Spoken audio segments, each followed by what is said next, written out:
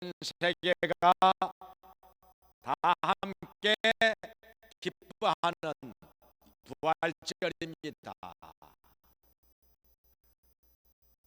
우리 예수님께서 죽은 자 가운데서 다시 살아나셨습니다. 할렐루야. 자, 예수님께서 부활하신 것을 우리가 어떻게 아느냐? 우리가 봤느냐?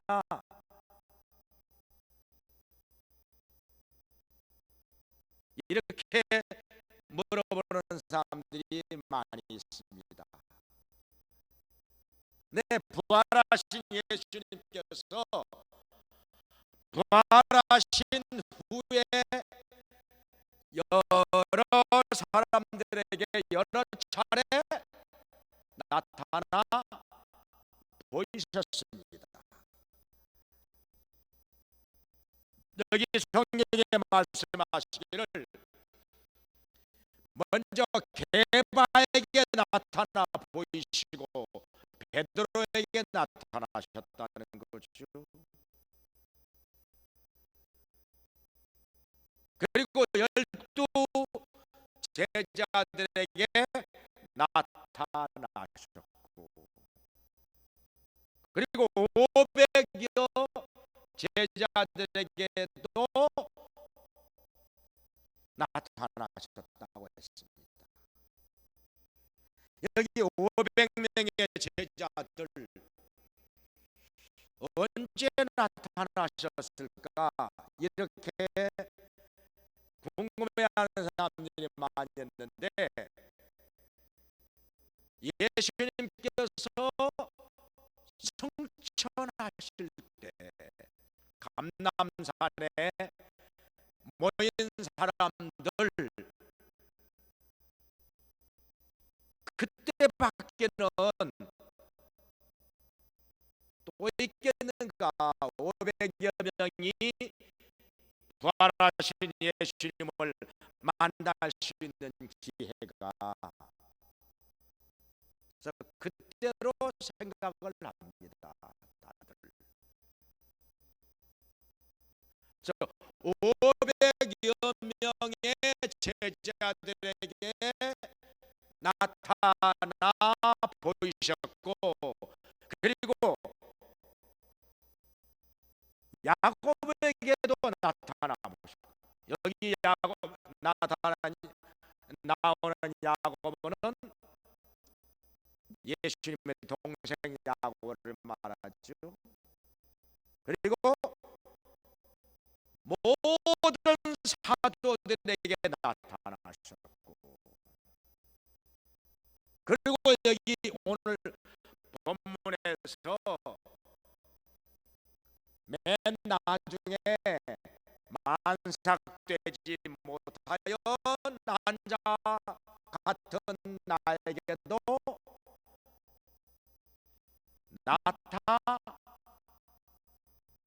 나타나셨다고 했습니다.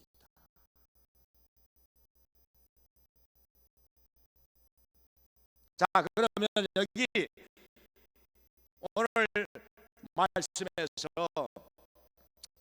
바울은 왜 자기를 만삭되지 못하여 난자 같은 나에게도 나타나셨다 이렇게 말씀하셨을까요?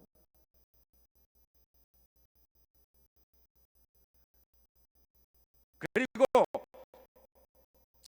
바울은 도대체 언제 어떻게 해서 부활하신 예수님을 만났다는 것일까요?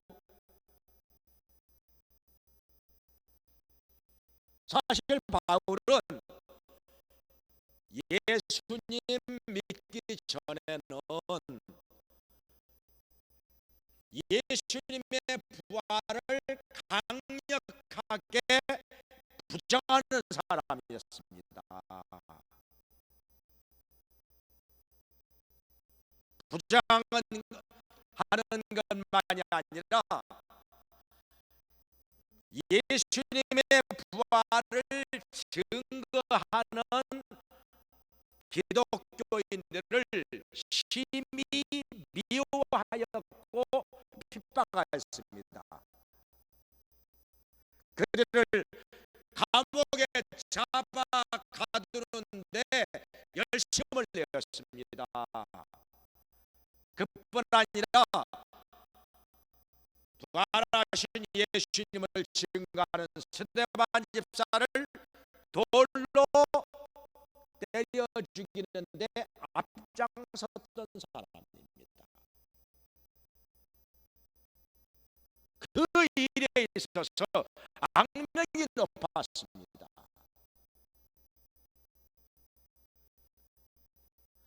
국내에서만 예수 믿는 사람들을 잡아가지고 핍박하는 것이 아니라 이웃 나라인 시리아의 다메섹까지 예수 믿는 사람들을 잡아 드리고자 대제사장에게 가서 공문을 받아가지고 지금 다메섹으로 가는 길이었습니다. 여기 사도행전 9장 3절에 보면은 다메섹으로 왜 가느냐? 거기에 있는 예수 믿는 사람들을 잡아서 예루살렘으로 끌어오고자 대제사장에게서 공문을 받다가 지금으로 말하면 영장을 받아가지고 가는 것이었습니다.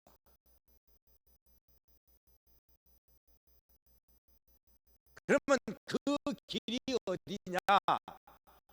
지금으로 말하면 골란고원입니다. 이스라엘에서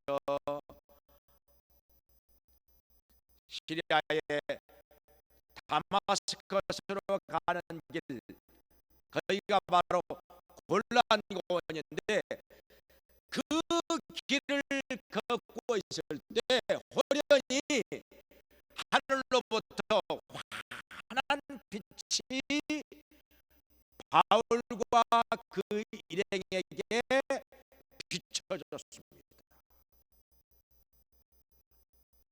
너무 그 빛이 강렬했기 때문에 바울은 감당할 수가 없어서 바로 그 자리에서 땅바닥에 엎드려졌습니다.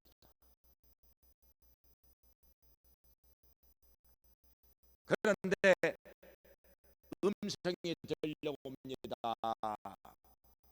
사울아, 사울아,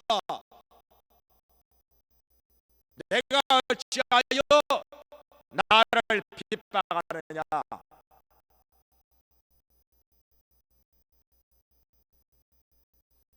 너무나도 무서워서 벌벌 떨면서 바울은 되물었습니다. 주여 누구십니까? 물어볼 수밖에.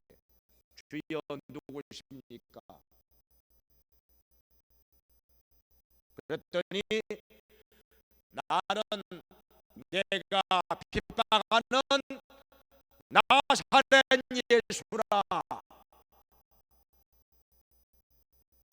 얼마나 놀랐는지, 얼마나 충격이었는지. 그동안에 자기가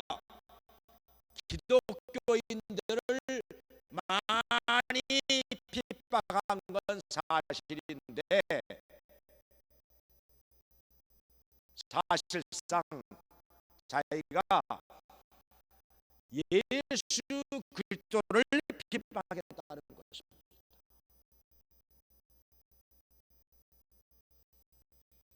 나는 내가 핍박하는 예수라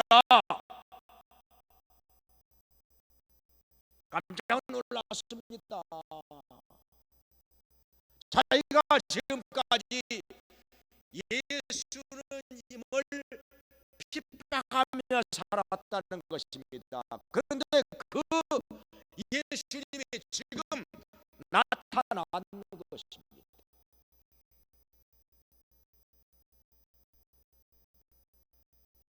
더군다나 바울은 지금까지 예수님의 부활을 강력하게 부정했습니다.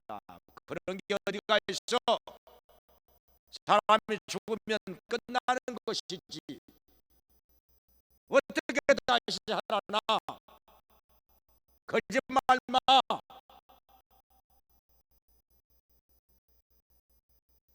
이 나쁜 놈들아 하면서 기독교인들을 얼마나 많이 잡아가두고 돌로 치고 핍박을 했는지 모릅니다.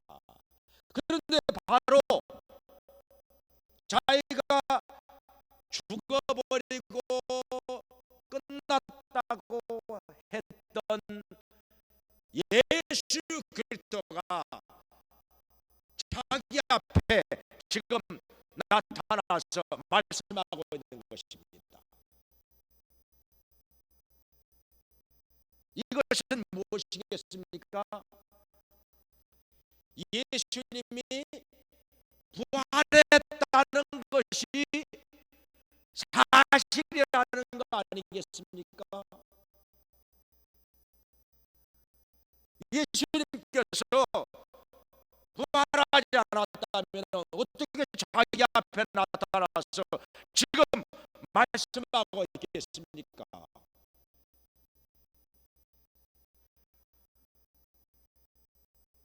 주여 누구십니까? 물어보니까 나는 내가 핍박하는 예수라. 주님, 제가 어떻게 해야 되겠습니까?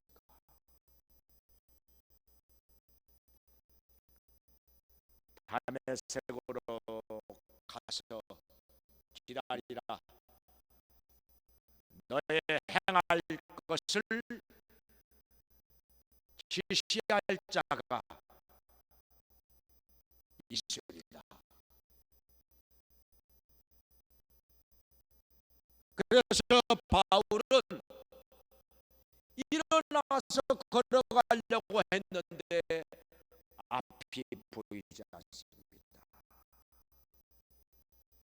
여기서 바울은 실명을 하게 된 것입니다.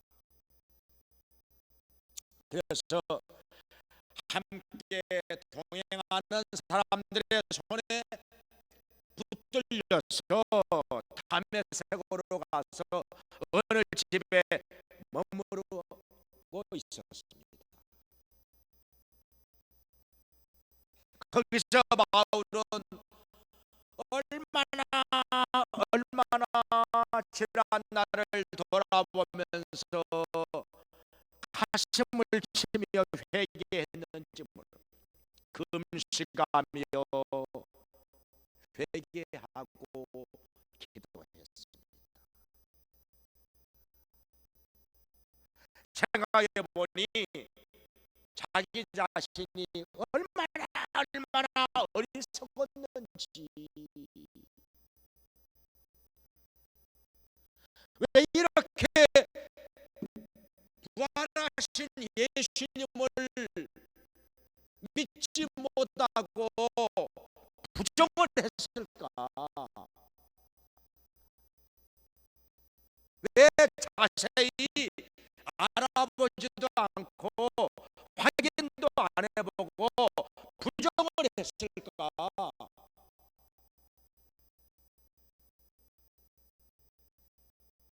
자기의 어리석은 과거를 가슴을 치며 회개하는 것이었습니다. 금식하며 기도하는 것입니다.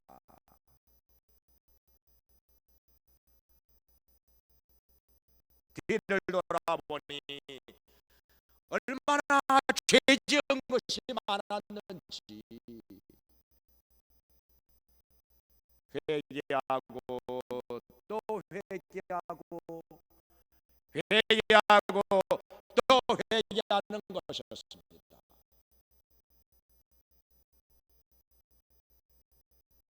그렇게 기도한 지 사흘째 되는 날, 예수님께서 보내신 아나니아라는 제자가 바울에게 왔습니다. 형제 사울아, 예수께서 너를 다시 보게 하신다 하니까 그 순간 눈에서 비늘 같은 것이 떨어집니다. 다시 보게 되었습니다. 그리고 그가 안수하며 기도하니까 바울에게 성령이 충만히 임하게 되었습니다. 그리고 예수 그리스도의 이름으로 침례도 받았습니다. 바울은 그때부터 성령이 충만해 가지고 다메섹에는 여러 회당을 두루 다니면서 그곳에 있는 사람들에게 예수 그리스도가 부활하셨다는 것을 분명히 증거했습니다. 성경을 가지고 예수 그리스도가 부활하신 것을 열심히 증거했습니다. 무엇보다도 자기가 부활하신 예수님을 친히 다메섹으로 오는 길에서 만나고 체험했기 때문에 예수님께로부터 말씀도 들었기 때문에 그 누가 뭐라고 해도 이곳저곳을 다니면서 예수님이 부활하셨다는 사실을 담대하게 힘있게 증거하는 것이었습니다.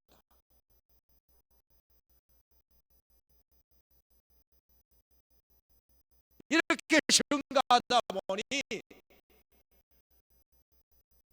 바울의 증거를 듣고서 많은 사람들이 예수님께로 돌아와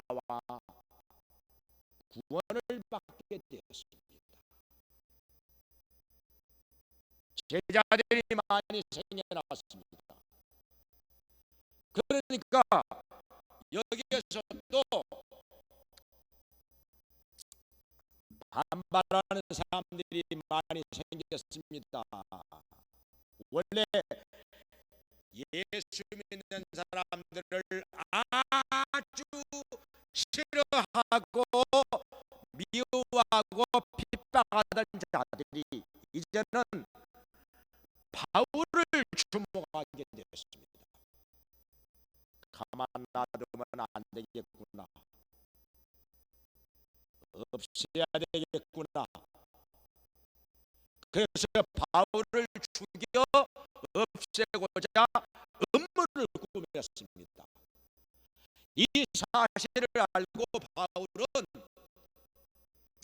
광주리에 담겨진 채 성 밖으로 빠져나가 탈출을 하게 되었습니다.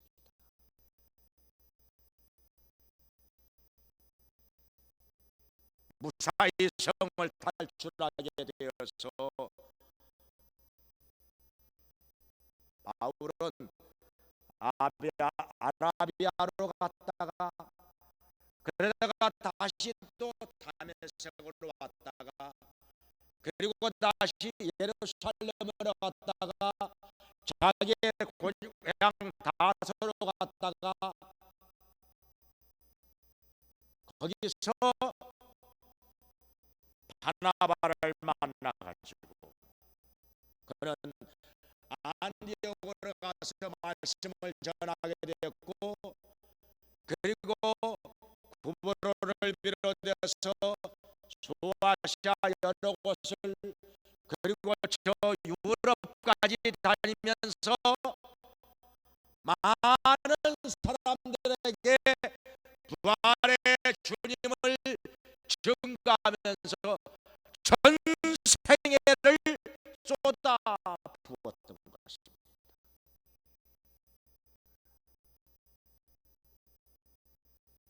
예수님을 만나고 나서 바울은 전 생애를 죽는 그날까지 부활하신 예수님을 증거하는데 다 쏟아 부었던 것입니다.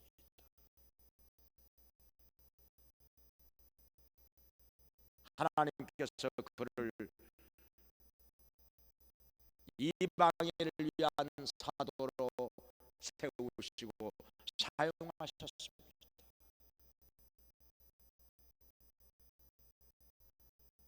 많은 사람들이 바울을 통해서 예수님께로 돌아오게 되었고 구원을 받게 되었습니다. 그리고 여러 곳에 교회가 세워졌습니다. 그리고 많은 제자들이 세워졌습니다.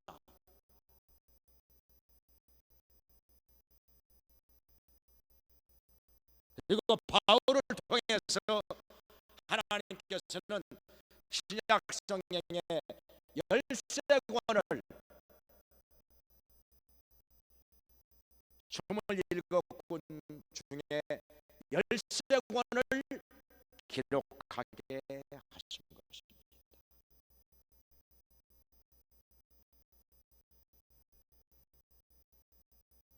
바울의 생애는 그야말로 빛났습니다.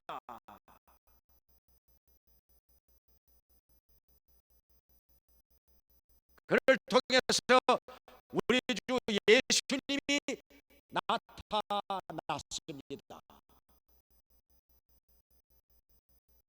하나님께서 영광을 받으신 것입니다. 자, 그렇다면은 여기서 우리가 생각해야 될 것은 바울이 왜 자기를 만삭되지 못하여 난자 같은 나라고 그렇게 말했을까요?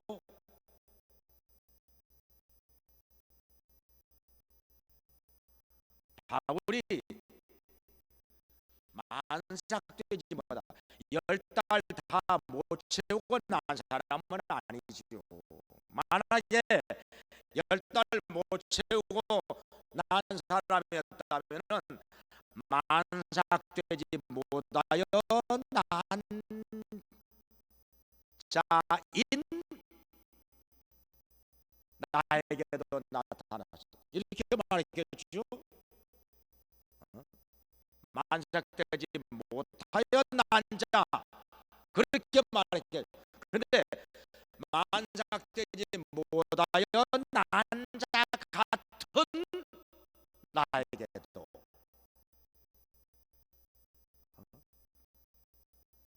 왜 그렇게 말했을까요? 10달 채우고 10달 다 채워가지고 난 건 사실이라는 얘기죠. 그런데 뭐냐면은 영적인 면에서 영적인 면에서 그만큼 모자라다, 부족하다 하는 것을 이렇게 표현하는 것입니다.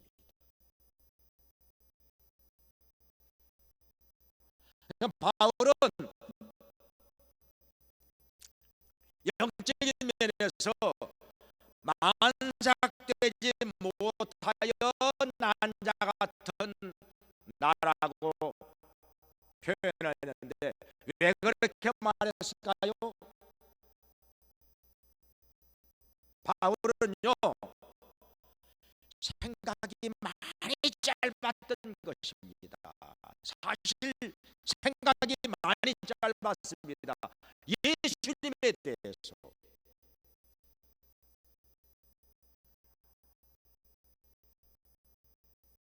무엇보다도 먼저 바울의 생각이 짧았던 것은 우리가 구원을 받기 위해서라면 율법을 열심히 지켜야 된다, 그렇게 생각을 했던 것입니다. 바울은 바리새인 아닙니까?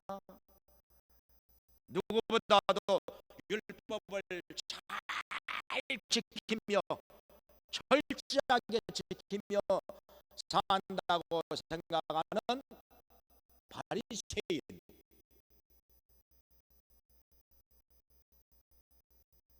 거기다가 바울은 하나님의 율법을 어렸을 때부터 열심히 공부했습니다. 이스라엘에서 율법에 대해서라면 최고의 스승이라고 하는 가말리엘 문화에서 율법을 공부했습니다. 그러니까 율법 하면은 바울을 따라갈 사람이 별로 없습니다. 최고의 율법 선생 밑에서 율법을 어렸을 때부터 공부했고, 그리고 율법을 누구보다 열심히 철저히 지킨다고 하는 바리새인 중에 한 사람입니다.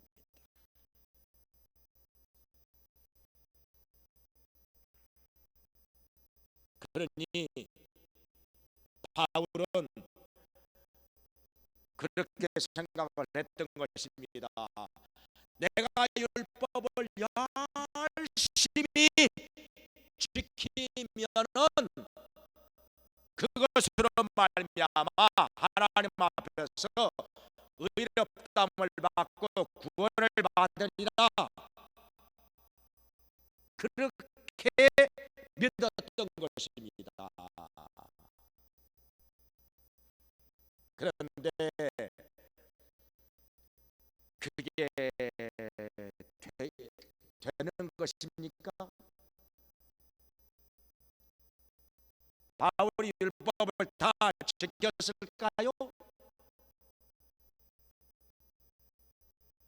마음속에 율법을 다 지키지 못하는 자신을 바라보면서 많은 고민과 갈등이 있었던 것입니다. 로마서 7장에 보면은 이런 고백을 하지요. 오호라, 나는 곤고한 사람이로다. 이 사망의 몸에서 누가 나를 건져내리요? 내가 마음으로는 하나님의 법을 행하고자 하지만은 육체로는 죄법을 따라가는구나. 얼마나 갈등이 많았던 것일까요? 그냥 마음속으로는 하나님의 율법을 잘 지키면서 살고자 힘을 썼지만은, 그러나 실제로는 육체로 죄법을 따라가는 자신을 발견했던 것입니다. 이게 마음이 얼마나 갈등이 많았을까요? 그러니까 나는 권고한 사람이로다. 이 사망의 몸에서 누가 나를 건져내리요? 이렇게 탄식하며 고백했다는 것입니다.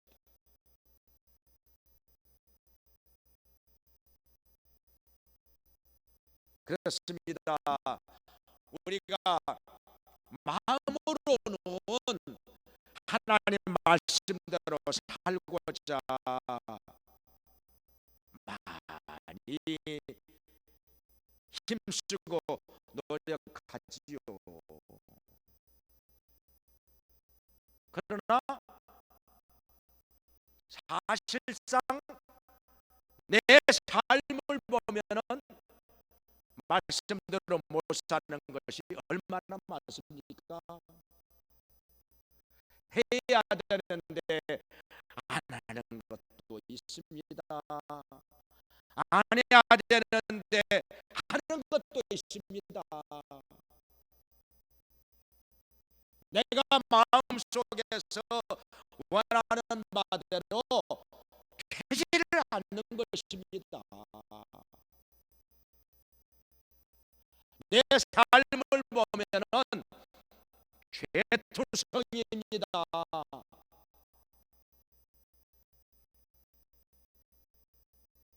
나 자신을 돌아보면은 부족한 것뿐입니다. 허물투성이입니다. 그러니 율법을 잘 지켜 행하여 가지고 그것으로 말미암아 하나님 앞에서 의롭다함을 받는다. 이것은 불가능한 일입니다. 바울도 그것을 알고 있었습니다. 그런데 그렇다고 해서 포기할 수도 없는 것입니다. 그거 해야 자기가 구원받는다고 믿고 있었기 때문에 그저 자나깨나 열심히 율법을 지켜 행하려고 노력을 했을 뿐이지,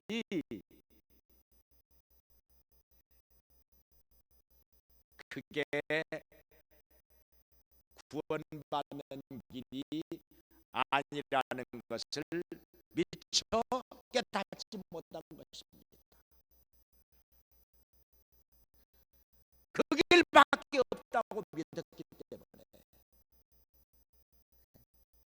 그래 내가 율법을 열심히 지켜야지, 율법 잘 지켜야지, 그래서 내가 하나님께로부터 의롭다고 인정을 받아야지, 이것으로 내가 구원을 받아야지, 이것으로 내가 천국 가야지, 그렇게 생각하고 열심히 노력을 했을 뿐이지,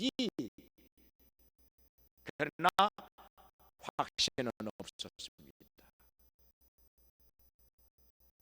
확신이 없었어요. 왜냐하면은 자기가 율법을 다 지키지 못하는 것을 늘 발견하게 되었기 때문에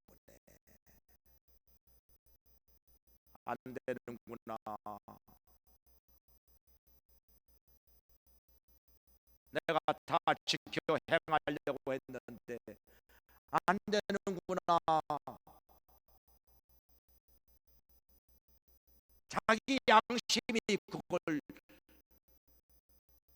일깨워주고 증거하는 것입니다. 안 되는구나. 나는 율법 다 지키지 못하는구나. 율법대로 살려고 했는데 안 되는구나.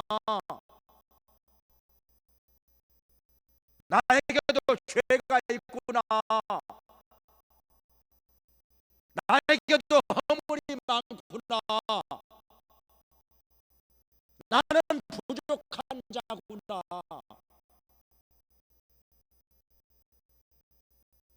자신을 돌아보면서 얼마나 탄식하며 고민하며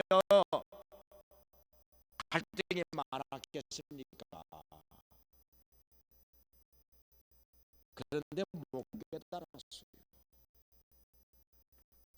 율법 지켜 행하는 것 말고 하나님께서 다른 구원의 길을 우리에게 주셨다는 사실을 전혀 알지 못했던 것입니다. 그 길이 무엇이겠습니까? 예수를 믿는 길이죠. 예수님께서 우리의 모든 죄를 담당하시고 십자가에서 피 흘려 죽으시고 다시 살아나심으로 말미암아 그를 믿는 자들이 죄사함과 구원을 얻게 하신 것입니다. 이것이 하나님께서 우리에게 주신 약속이고 우리에게 주신 은혜고 우리에게 주신 복음인 것인데 바울은 그거 못 깨달았던 것입니다. 생각이 짧았지요. 생각이 짧았지요. 안 되는 것을 아무리 해봐야 안 되는 것을 가지고 그걸 되게 만들어 보려고 그렇게 몸부림치면서 노력을 했으니 사실은요 우리가 율법을 지켜 행함으로 의롭다함을 받는 것 이건 하나님께서 우리에게 주신 길이 원래 아니었습니다. 그건 인간으로서 불가능한 일이었기 때문에 하나님께서 주신 구원의 길은 다른 데 있었던 것입니다. 그래서 성경에 말씀하잖아요. 율법의 행위로 하나님 앞에서 의롭다함을 얻을 육체가 없나니 율법으로는 죄를 깨달습니다.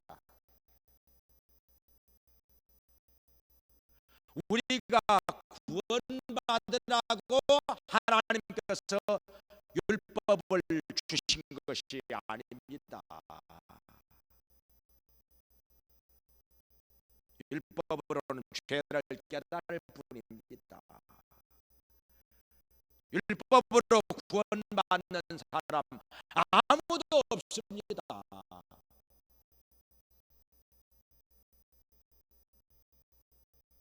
오직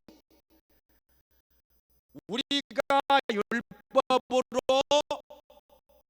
구원을 받지 못하는 것이 사실이기 때문에 아무도 율법 행위로 하나님 앞에서 의롭다함을 받을 자가 없기 때문에 하나님께서는 예수 그리스도를 이 땅에 보내셔서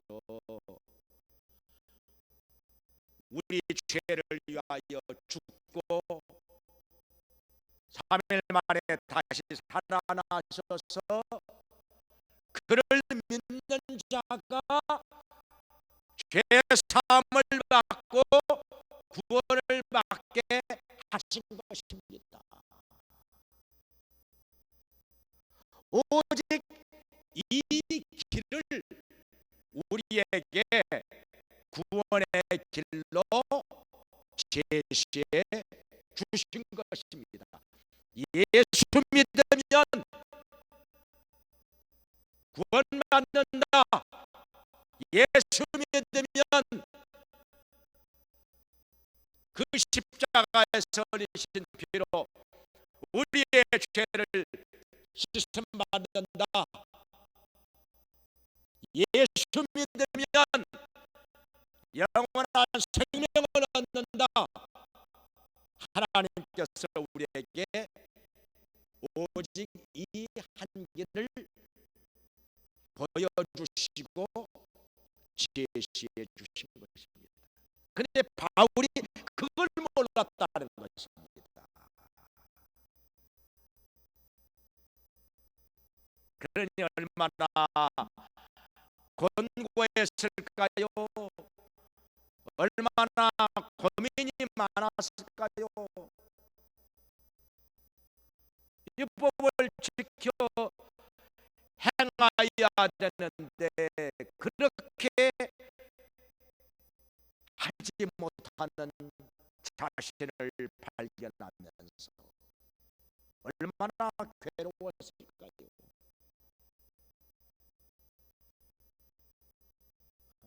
사실은 그 길이 아니었는데 구원의 길은 율법이 아닌 것인데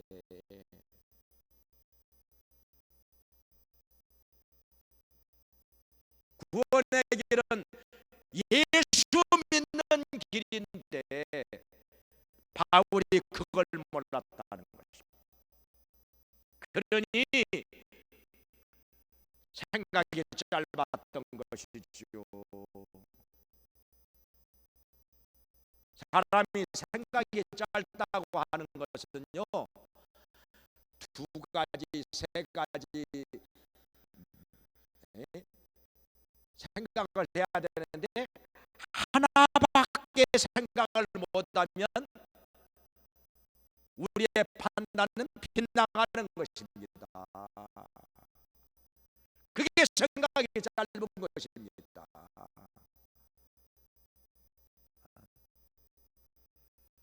이것저것 몇 가지를 생각을 해야 올바른 판단이 나오고 올바른 결론이 나오는 것인데 하나만 생각을 해. 그러니 생각이 빗나가 판단이 빗나가는 것입니다. 바울이 그랬다는 것이죠. 그러면서도 자기가 굉장히 똑똑한 줄로 생각을 했습니다. 공부도 많이 했고 가문도 좋고 어렸을 때부터 율법 많이 공부했고 그런데 뒤를 돌아보니까 자기 생각이 많이 짧았다는 것입니다.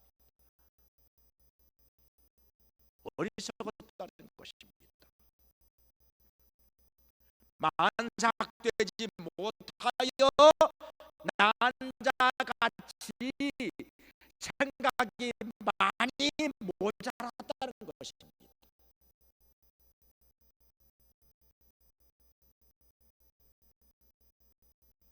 또 한 가지가 있습니다. 그게 무엇일까요? 또 한 가지는 예수 그리스도의 부활에 대해서 자기가 생각을 잘못했다는 것입니다.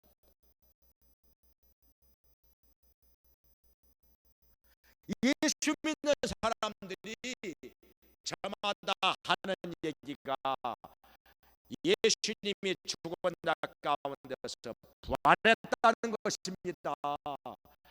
분명히 다시 살아났다는 것입니다.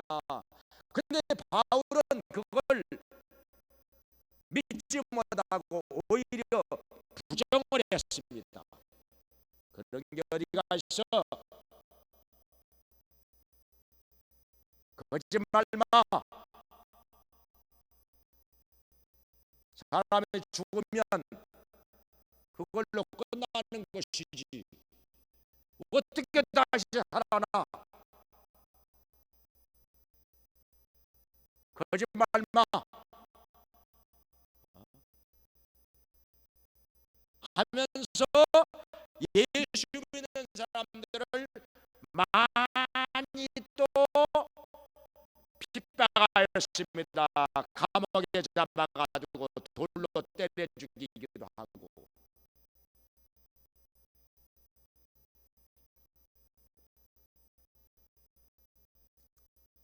악명이 높았습니다. 여기서 바울은 이제 뒤를 돌아보고 나니까 자기가 많이 생각이 짧았던 거예요. 자기가 좀 지혜로웠더라면, 만약에 지혜로웠더라면 예수 믿는 사람들이 과연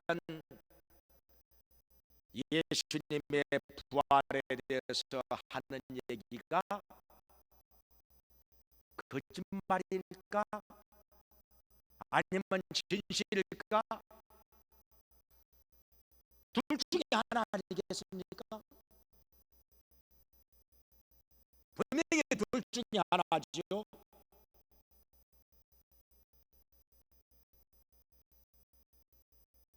그렇다면은 그 기독교인들이 거짓말을 늘 하는 사람들인가? 아니면 평소에 진실한 사람들인가? 이걸 잘 살펴봤어야 되지 않는가? 거짓말이라고 하는 게요, 거짓말도 늘 하는 사람이 하는 것입니다. 평소에 진실한 사람들은 거짓말을 잘 못합니다. 사실은요, 진실한 사람, 원래 진실한 사람들은 거짓말을 잘 못해요.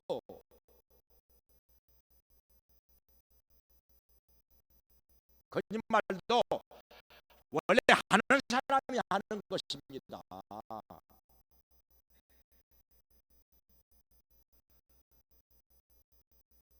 거짓말도 버릇이 된 사람이 하는 것입니다. 그렇다면은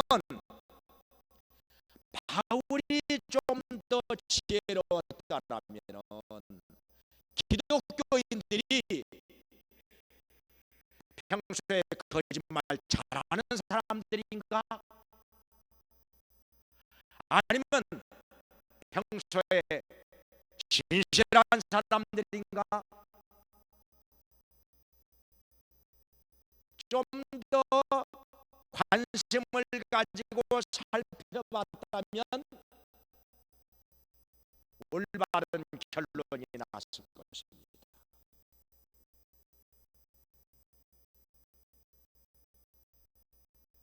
원래 그들이 진실만을 말하는 사람이었다면 예수님의 부활에 대해서도 진실을 말한 것이 아니었을까? 이렇게 판단을 했어야 옳았을 것입니다. 그리고요, 거짓말이라고 하는 것은 원래 자기에게 어떤 유익이 돌아오기 때문에, 자기의 이익이 돌아오기 때문에 거짓말하는 거 아니겠습니까? 뭔가 이익을 취하려고, 아니면은 자기에게 어떤 피해가 돌아오는 것을 면하기 위해서 거짓말하는 거 아니겠습니까? 그런데 기독교인들이 그런 것도 없이 거짓말하겠습니까? 오히려 예수님이 부활했다고 하는 것을 말함으로 말미암아 감옥에 갇히고 돌에 맞아 죽기도 하고 재산을 다 빼앗기기도 하고 그러는데, 무엇 때문에 거짓말을 해야 되겠습니까? 이익도 돌아오는 거 없고 오히려 자기에게 막대한 피해만 돌아오는데, 때로는 목숨을 잃기까지 하는데, 왜 예수님 부활했다고 거짓말을 해야 되겠습니까? 말이 안 되는 거지요. 바울이 그렇게 또 똑똑한 사람이, 공부도 많이 한 사람이 왜 그 생각을 못했을까요?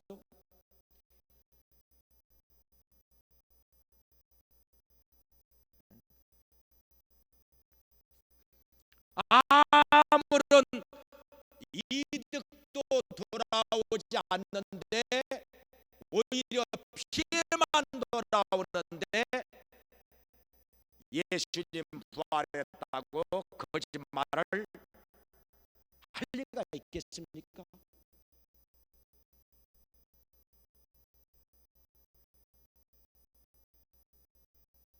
그렇게 거짓말을 할 필요가 있겠습니까? 왜 바울이 그 생각을 못했느냐 이거죠.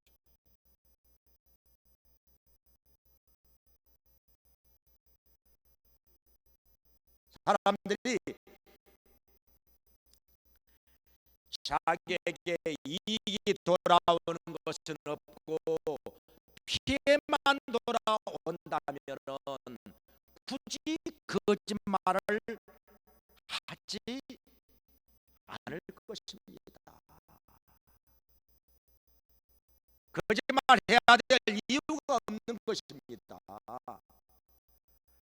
더군다나 목숨을 잃어가면서까지 왜 거짓말을 합니까?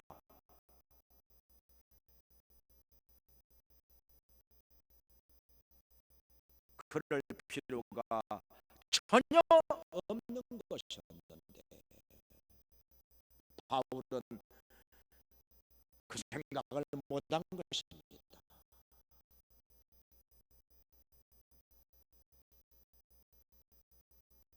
이제 깨달아 보니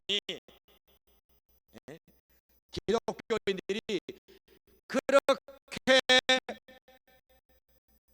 핍박을 당해가면서 또 감옥에 갇혀가면서 또 재산을 뺏겨가면서 또 죽음을 당하면서까지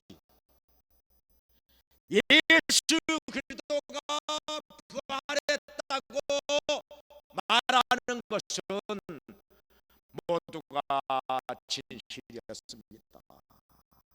모두가 사실이었습니다.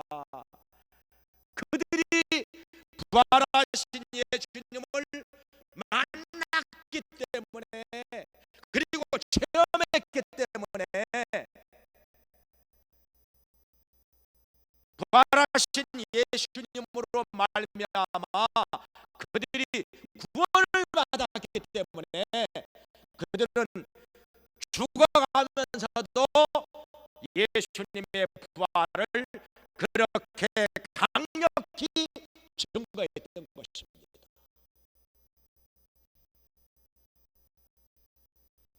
바울이 이제야 깨달았습니다.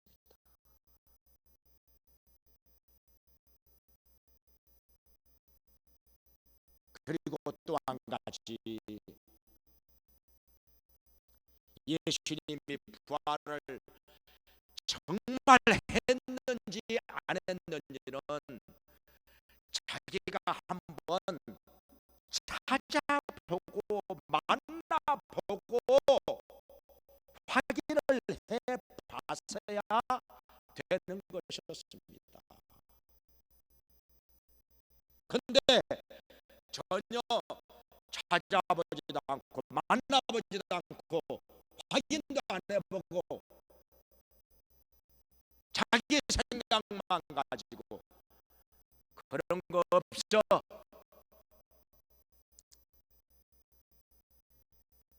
죽은 자가 어떻게 다시 살아나, 다 거짓말이야.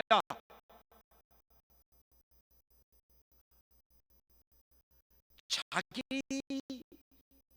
편견에 빠져서 예수님의 부활을 부정하기만 했던 것입니다.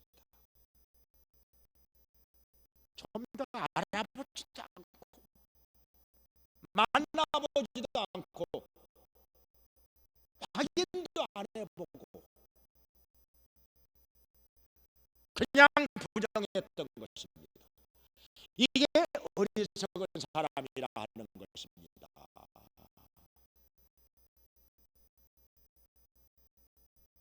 한두 사람도 아니고 수천 명이 수만 명이 예수님의 부활에 대해서 확실하게 증거하는 것이라면 한번 조사해보고 확인을 해봤어야 되지 않았는가. 근데 그렇게 하지도 않고 그냥 부정을 해버렸습니다. 오히려 예수님의 부활에 대해서 말하는 사람이 있으면 그냥 다 감옥에 잡아 가두었습니다. 돌로 때려 죽이는데 앞장도 섰습니다.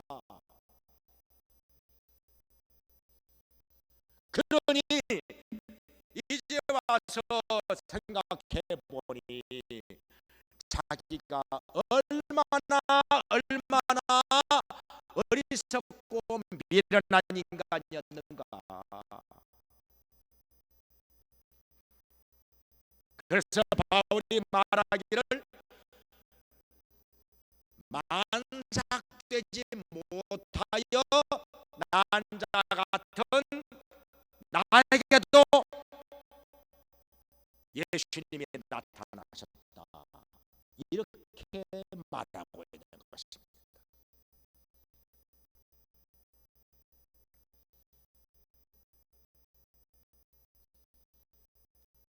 바울이 어리석었던 것입니다.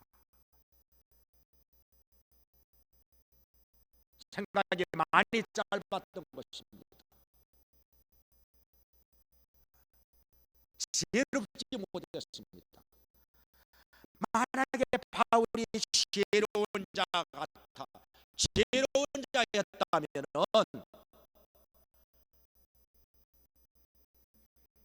율법을 지켜 행함으로 말미암아 구원받는다, 그게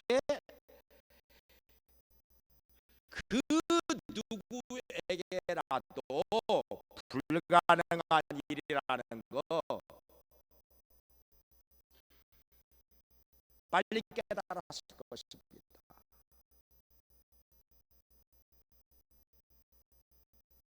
우리 하나님께서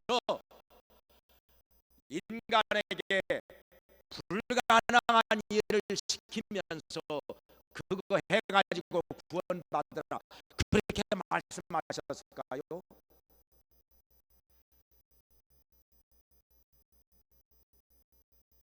그러면 아무도 구원받을 자가 없을 텐데,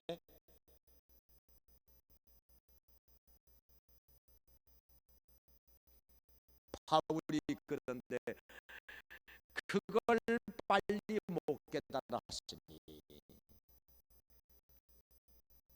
어리석었던 것이죠. 또 부활하신 예수님에 대해서도 왜 저 사람들이 저렇게 죽어가면서도 예수님이 부활했다고 저렇게 강력하게 증거하는 것일까? 그 생각을 못했다는 것입니다.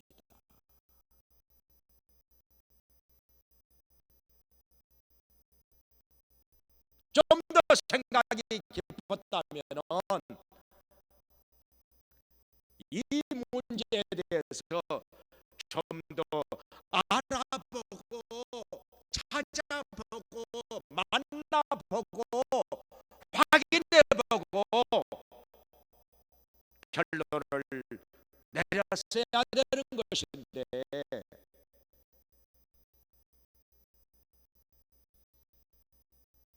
바울이 돌아보니까 자기가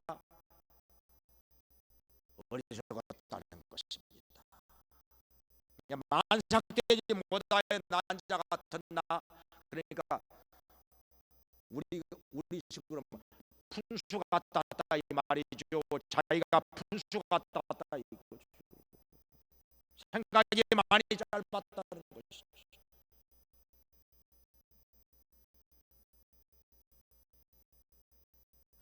그리고 여기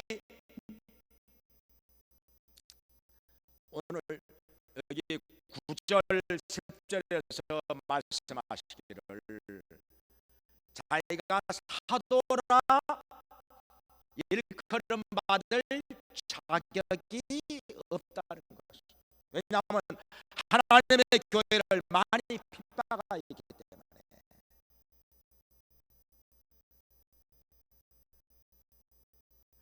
갈라디아서 1장에서도 말씀하십니다. 1장 13절에서 자기가 다른 동료들 여러 영갑자들보다 유대교에 지나치게 열심히 있어가지고 하나님의 교회를 핍박하고 잔해했다는 것입니다.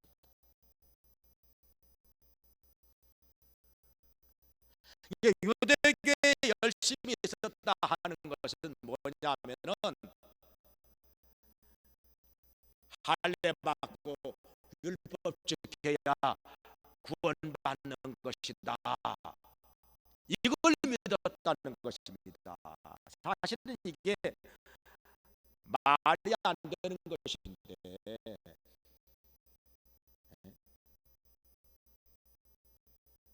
그거 해가지고 구원받을 사람 아무도 없는 것인데,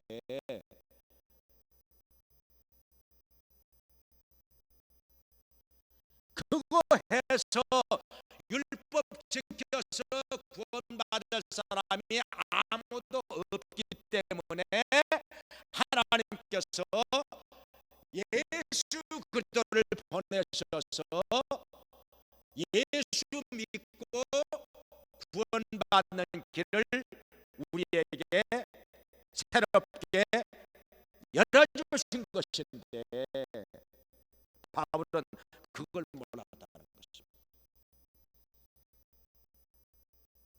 그래서 교회를 심히 핍박하고 찬해했다는 것입니다. 그런데 하나님께서 모태로부터 바울을 택정하시고 은혜로 부르셨다는 것입니다.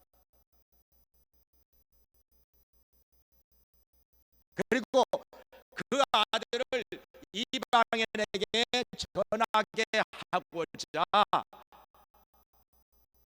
그 아들을 자기 속에 나타내시기를 기뻐하셨다고 말씀하고 있습니다.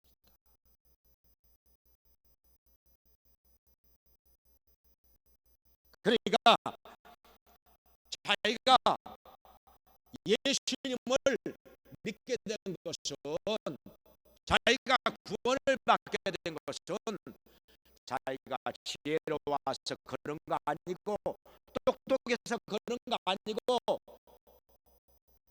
공부 많이 해서 그런 거 아니고,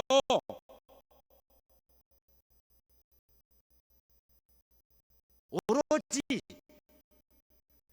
하나님께서 바울을 택하시고 부르시고 그 아들 예수 그리스도를 그 속에 나타내셨기 때문에, 계시해 주셨기 때문에 바울이 예수님을 믿게 된 것이라, 이렇게 말씀하고 있는 것입니다.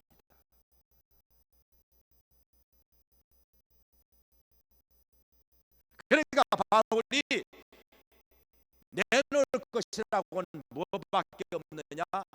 하나님의 은혜밖에 없다는 거예요. 여기 10절에서 말씀한 대로 나의 나 된 것은 하나님의 은혜로라.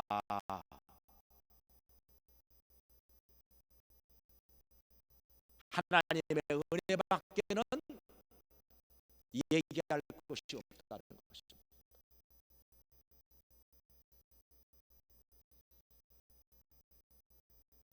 바울이 선하고 의로워서 예수 믿게 된 것이 아니라는 것입니다. 바울이 똑똑하기 때문에, 지혜롭기 때문에 예수 믿는 거 아니라는 것입니다. 남보다 공부 많이 해서 지식이 많아서 예수 믿는 게 아니라는 것입니다.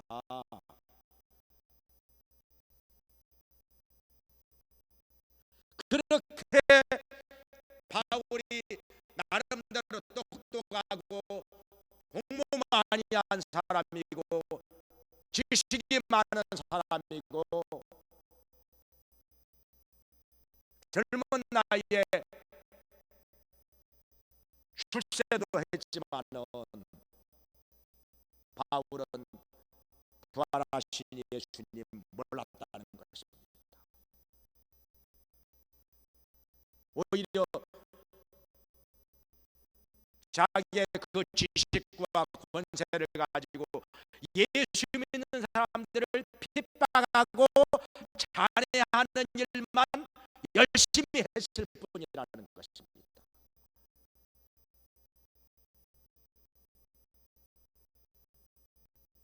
어리석고 미련한 일만 했다는 것입니다.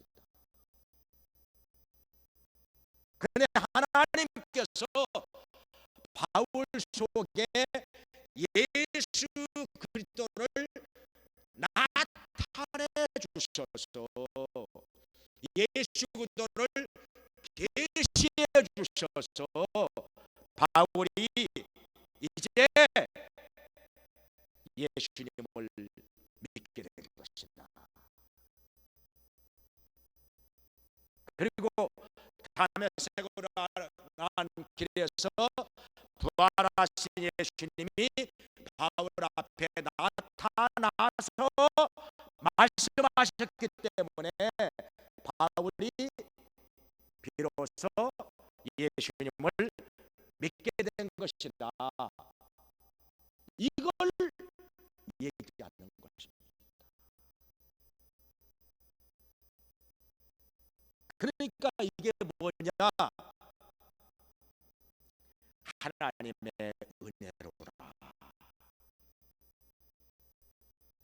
하나님의 은혜라는 말밖에는 할 말이 없다는 것입니다.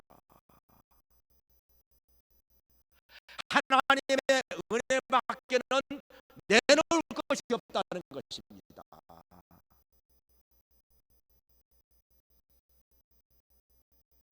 그래서 빌립보서 3장에서도 말씀하기를 자기가 전에는 자랑할 것이 많이 있다고 생각을 했는데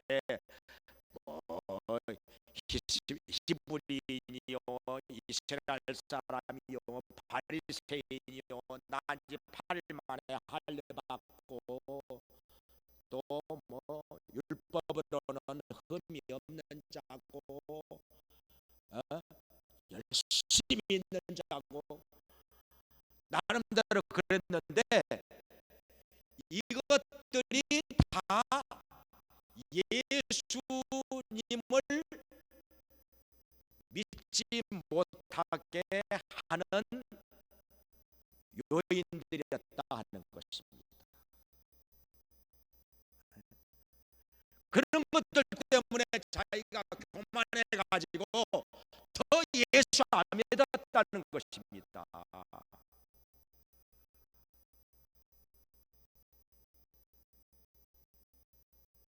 공부 많이 한 것 때문에 똑똑한 것 때문에 젊은 나이에 출세한 것 때문에 가문이 좋은 것 때문에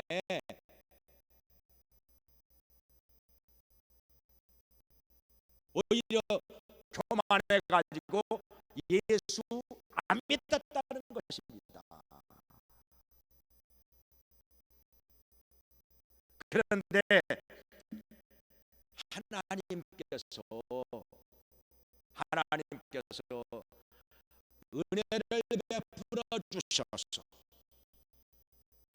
바울을 택하시고 불러주시고 예수 그리스도를 그 속에 계시해 주셨기 때문에 이제 예수님을 믿고 구원을 받게 되었다는 것입니다. 그러니 그 전에 자기가 그 전에 자랑거리로 생각했던 것들이 다 아무것도 아니었다는 것입니다. 오히려 방해거리가 되었다는 것입니다. 그러니 그것들을 다 해로 여기고 배설물로 여긴다는 것입니다. 오직 바울이 자랑할 것은 하나님의 은혜밖에 없다. 오직 하나님의 은혜로 구원받았기 때문에,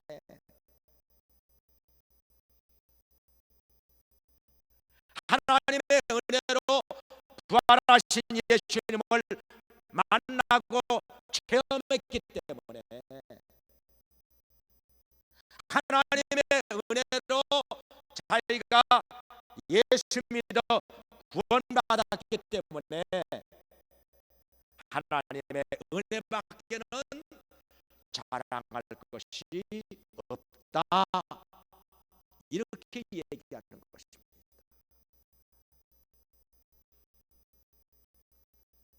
이렇게 우리가 너나 내나 우리나 이같이 전파하여 되었고 이같이 믿었느니라, 여기 11절에서 이렇게 말씀하고 있습니다.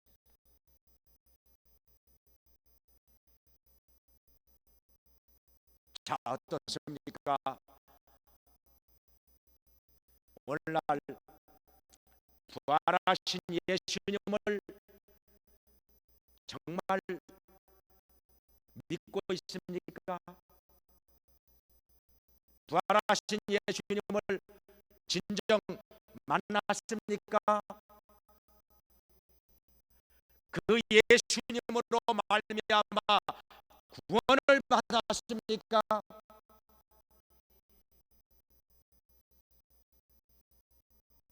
그 예수님의 능력을 우리 삶 가운데서 체험을 했습니까?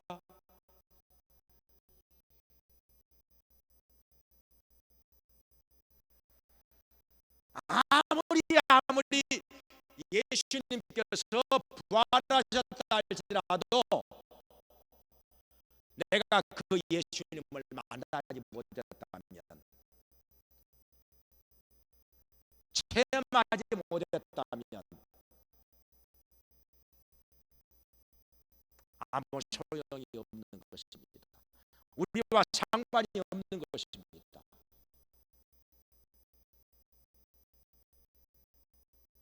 부활절이 그냥 행사로 끝나버리는 것이랍니다. 무슨 상관이 있겠습니까? 우리에게 무슨 유익이 있겠습니까? 아무리 부활절 행사를 먹적지근하게 떠들썩하게 거창하게 한다고 한들 내가 예수님을 만나지 못했다면 무슨 소용이 있겠습니까?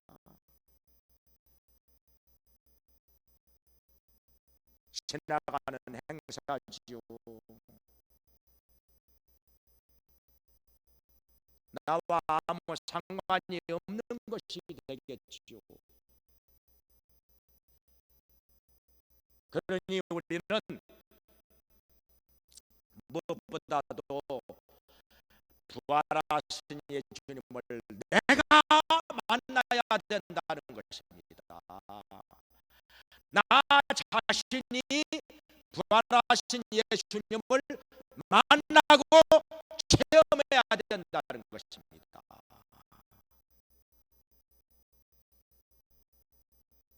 바울이 그렇게 했던 것처럼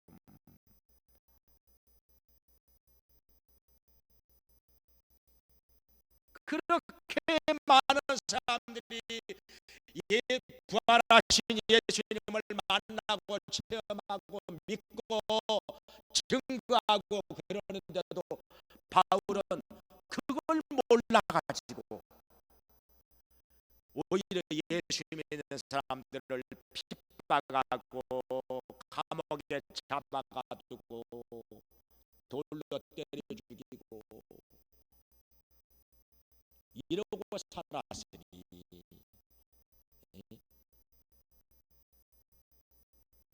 예수님을 대적하며 살았으니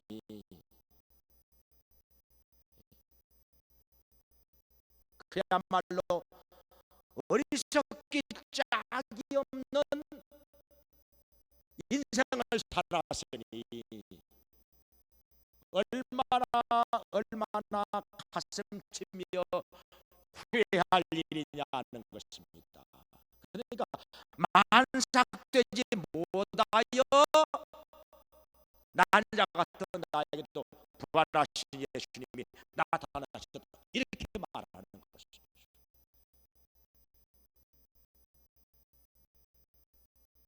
이제 우리도 바울처럼 혹시라도 부활하신 예수님을 만나지 못한 자가 있다면 예수님을 진정 만나시기 바랍니다. 체험하시기 바랍니다. 거듭나시기 바랍니다. 그리고 부활하신 예수님이 내 삶 가운데 함께 계셔서 나의 기도를 들어주시고 나를 도와주시고 나에게 은혜를 주시고 나를 인도해 주시고 내 삶 속에서 역사하시는 것을 체험하고 증거하는 자가 되기를 바랍니다. 예수님은 지금도 살아계십니다. 우리 삶 가운데 함께 계십니다. 그 예수님을 그러니 우리가 만날 수 있고 체험할 수가 있는 것입니다. 만약에 예수님이 부활하지 않았다면 우리가 어디 가서 예수님을 만나겠습니까? 어떻게 체험하겠습니까? 기도를 한들 무슨 응답이 있겠습니까? 무슨 기적이 있겠습니까? 무슨 역사가 일어나겠습니까? 아무것도 없을 것입니다. 우리는 헛되이 고생하는 사람들, 이 세상에서 가장 어리석고 불쌍한 사람들이 될 것입니다. 그런데 예수님이 죽은 자 가운데서 다시 살아나셔서 우리 곁에 함께 계시기 때문에 우리는 부활하신 예수님을 찾아서 만날 수 있습니다. 체험할 수 있습니다.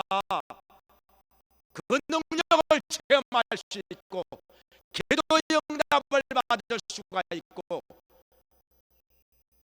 그 기적을 체험할 수가 있는 것입니다.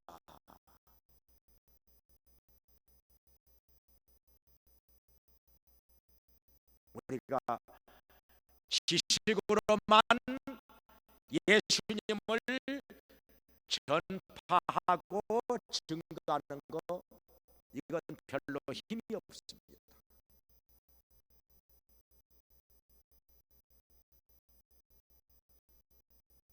누구의 마음을 움직일 수가 있겠습니까?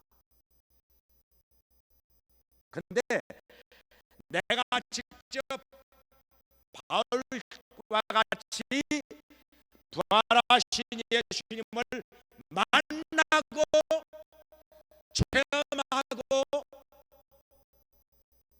거듭난 사람이라면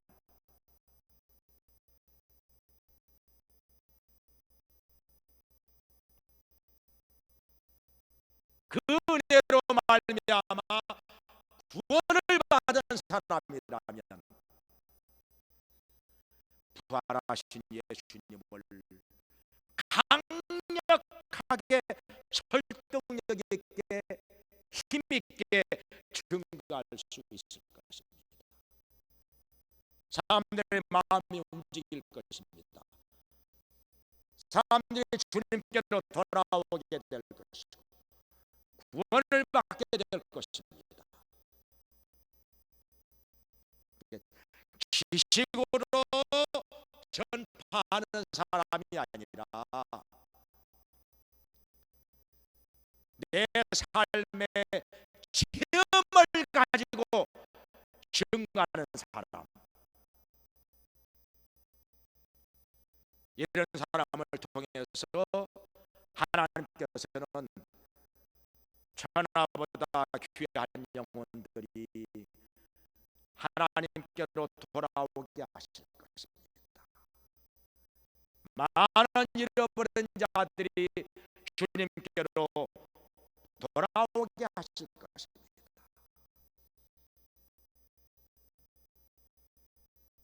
바울처럼 예수님을, 부활하신 예수님을 직접 만나고 체험해서 확실하게, 강력하게,